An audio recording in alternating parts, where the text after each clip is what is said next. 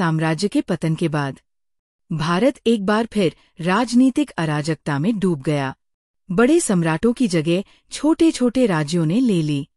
कहीं उत्तर में संघर्ष, तो दक्षिण में नई शक्तियों का उदय। व्यापार धीमा पड़ चुका था, लेकिन संस्कृति और शिक्षा जीवित थी।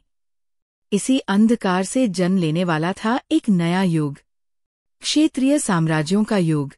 इस बिखरे हुए भारत में एक नई शक्ति उभर रही थी। थानेसर के राजा प्रकाशधर्मन का पुत्र हर्षवर्धन मात्र 16 वर्ष की आयु में सिंहासन पर बैठा। अपनी बहन राजश्री को बचाने और उत्तर भारत को एकजुट करने का संकल्प लिया।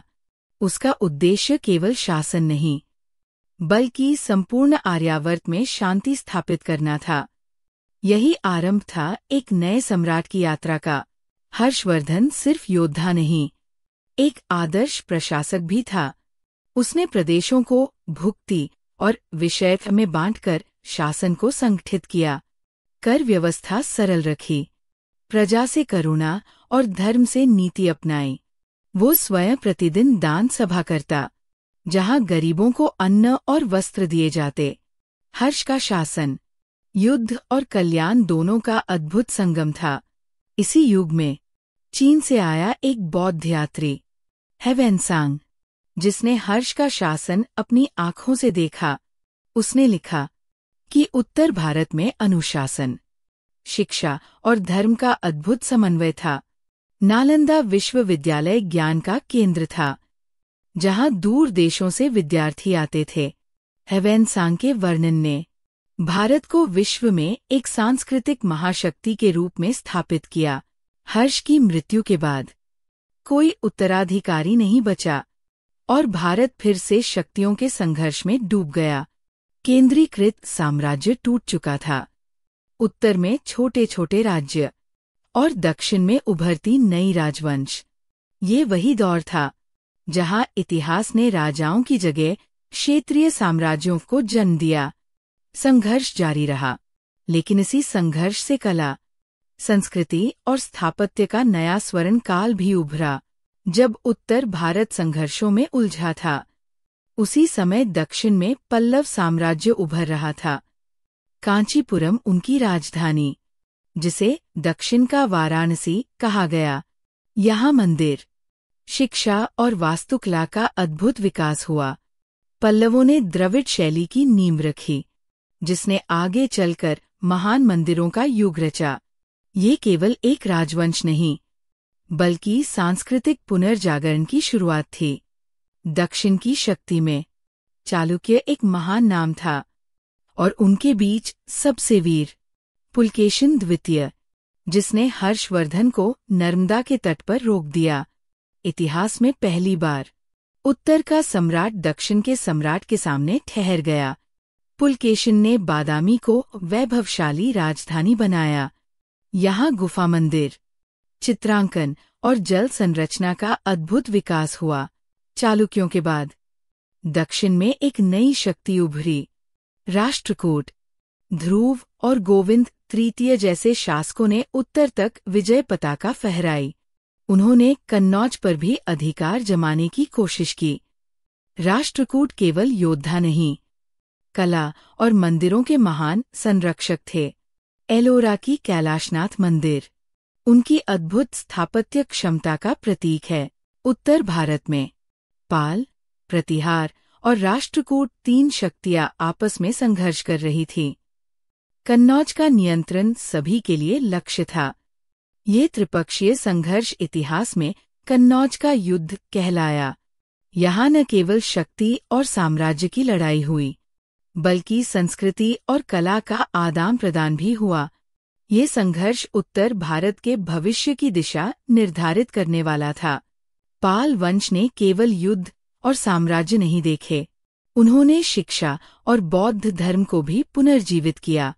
नालंदा और विक्रमशिला विश्वविद्यालय उनके संरक्षण में प्रसिद्ध हुए। विदेशी विद्यार्थी दूर दूर से यहाँ आते, ज्ञान, दर्शन, गणित और चिकित्सा का अध्ययन करते। पालों का उद्देश्य केवल शक्ति नहीं, बल्कि भारतीय बौद्ध संस्कृति को एक विश्वसनीय केंद्र बनाना था। यही उनका असली गौरव था। उत्तर पश्चिमी भारत में प्रतिहार साम्राज्य उभरा। वे केवल स्थानीय राजा नहीं, बल्कि अरबी आक्रमणकारियों के खिलाफ भारत की रक्षा करने वाले योद्धा बने। नागरकूट से लेकर कन्नौज तक उनके किले और सेना मजबूत थे। प्रतिहारों ने व्यापार और कला को भी संरक्षण दिया। यही साम्राज्य भारतीय उपमहाद्वीप में सुरक्षा और स्थायित्व का प्रतीक बन गया। उनके कार्यों ने बाद की भारतीय राजनीति पर स्थायी प्रभाव डाला। मध्य भारत में चंदेल वंश ने स्थापत्य और कला के क्षेत्र में अद्भुत योगदान दिया। खजुराहो के मंदिर उनकी स्थापत्य और मूर्तिकला कला का प्रतीक है। देवताओं और जीवंत जीवन के दृश्य पत्थर में उकेरे गए। यहाँ धर्म और भौतिक जीवन का अद्भुत समन्वय दिखाई देता है। चंदेलों ने केवल शक्ति नहीं दिखाई, बल्कि संस्कृति और सौंदर्य को भी इतिहास में अमर किया। भारत में शिक्षा केवल राज दरबार तक सीमित नहीं रही। मंदिरों और मठों में गुरुकुल और पाठशालाएं विकसित हुईं। काशी, उज्जैन और नालंदा जैसे केंद्रों ने दर्शन, ज्योतिष और व्याकरण का ज्ञान फैलाया। संस्कृत ही नहीं, क्षेत्रीय भाषाओं में भी ग्रंथ रचे गए। ये वही दौर था जब ज्ञान समाज को जोड़ने वाली शक्ति बन गया। इस दौर की समाज व्यवस्था में भूमि ही सबसे बड़ा संसाधन थी। राजाओं द्वारा ब्राह्मणों और मंदिरों को अग्रहारा और देवदान के रूप में जमीन दी जाती, जिससे नई बस्तियां और कृषि विस्तार हुआ। व्यापारियों की श्रेणियां दक्षिण से उत्तर तक वस्तुओं का आदान प्रदान करतीं। कालीकट, कांची और पाटलिपुत्र जैसे नगर आर्थिक केंद्र बनते गए। यही अर्थव्यवस्था आगे आने वाले साम्राज्यों की रीढ़ बनी। समय बदल रहा था। क्षेत्रीय राजवंश आपस में संघर्षों में उलझ गए। चोल, प्रतिहार और पाल अपनी शक्ति बनाए नहीं रख सके। इसी अव्यवस्था में उत्तर पश्चिम से नई राजनीतिक शक्ति उभरी, दिल्ली सल्तनत, जिसने सिर्फ राजनीतिक नक्शा ही नहीं बदला, बल्कि प्रशासन, सेना और कर व्यवस्था में भी नया ढांचा प्रस्तुत किया। भारत एक निर्णायक मोड़ पर था। तो याद रखिए, ये काल केवल राजाओं का इतिहास नहीं, समाज, अर्थव्यवस्था, धर्म और शक्ति संघर्ष की कहानी है।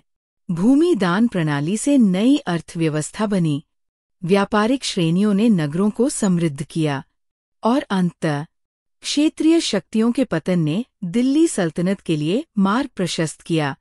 यही मुख्य बिंदु बार बार परीक्षाओं में पूछे जाते हैं, इन्हें भूलिएगा नहीं।